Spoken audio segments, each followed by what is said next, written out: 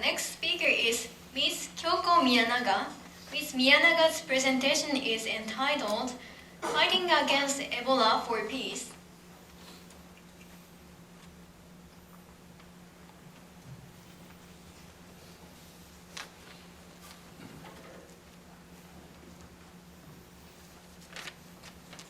Hello everyone.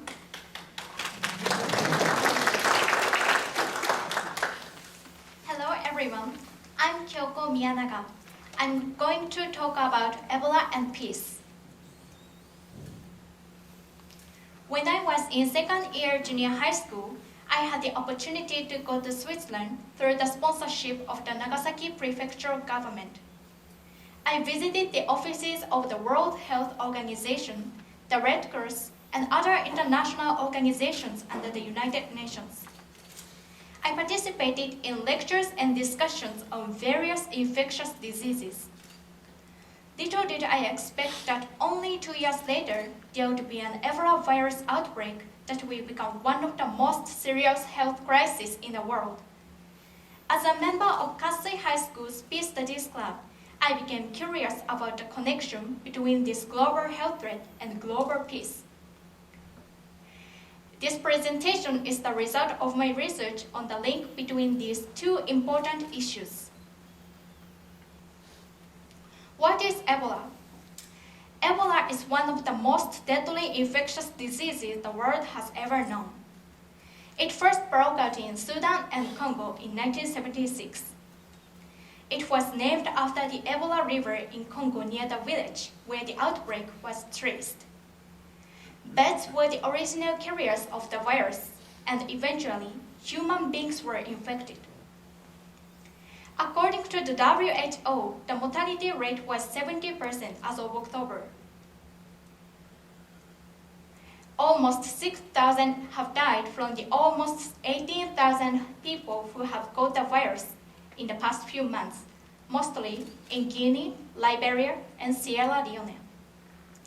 The number of infected people is increasing daily, and medical experts say that it is very difficult to find an effective cure in time to save all the sick. Nigeria and Liberia. Nigeria and Liberia have both been affected by the Ebola virus. However, their situations are quite different.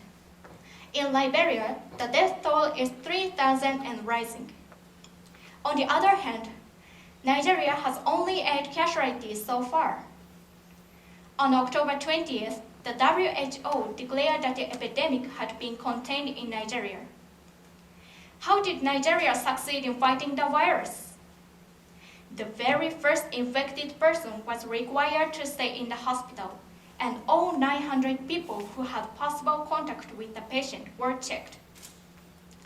However, in Liberia, because of poverty, there were not enough resources to deal with the disease. Even if sick people were brought to hospitals, they had no choice but to return home for lack of space. To make matters worse, some dead bodies were left abandoned on the street for 2 days. Due to the worsening situation, the Liberian government declared a state of emergency in early August. They closed schools, shut down some public markets, and restricted people's movements. On November 14th, the state of emergency was lifted, but schools remained closed.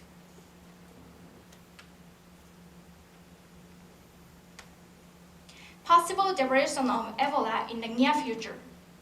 1. Further weakening of developing countries.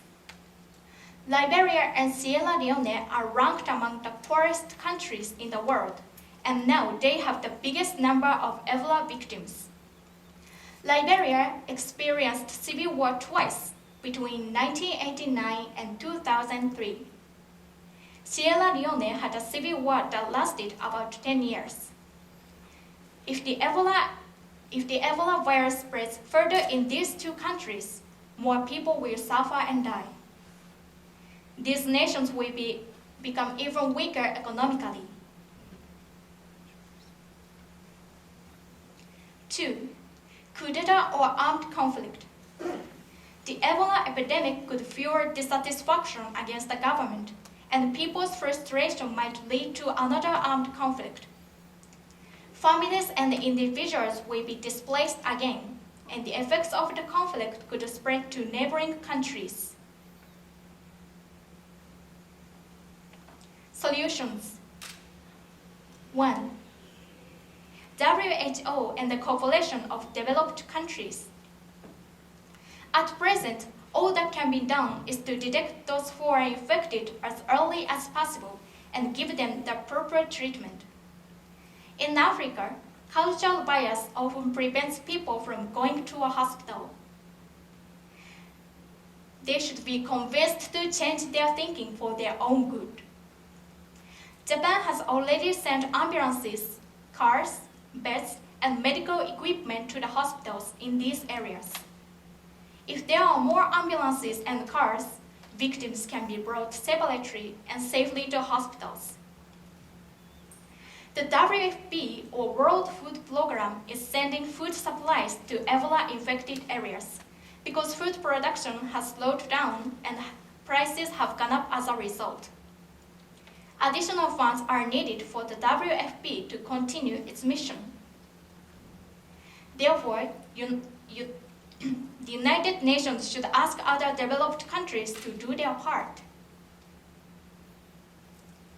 2.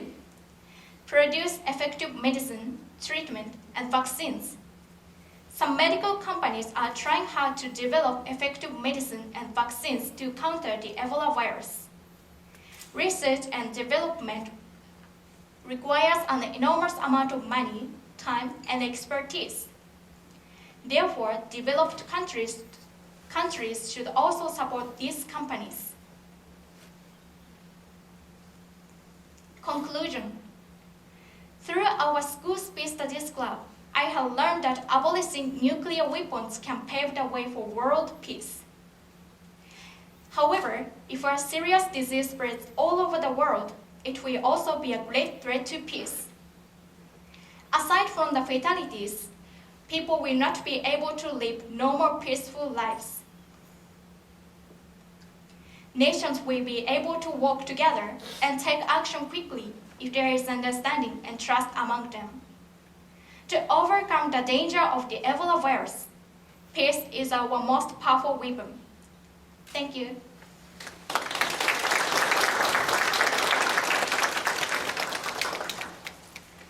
Thank you, Ms. Miyanaga.